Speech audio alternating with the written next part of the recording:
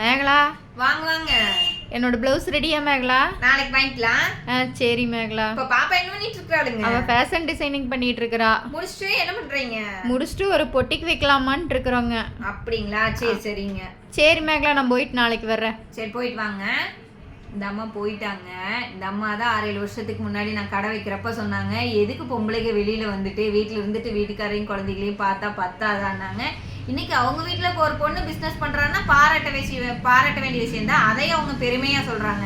நம்மளை சுற்றி நிறைய பேர் இப்படி தாங்க நெகட்டிவாக சொல்லுவாங்க. நம்ம ஒவ்வொரு வேலைக்கு போகும்போது கஷ்டத்தில் போனாலும் சரி, சின்னதாக பிஸ்னஸ் பண்ணாலும் சரி, பெருசாக பிஸ்னஸ் பண்ணாலும் சரி, அது நெகட்டிவாக கமெண்ட் கொடுக்குறவங்க நிறைய பேர் இருக்கிறாங்க.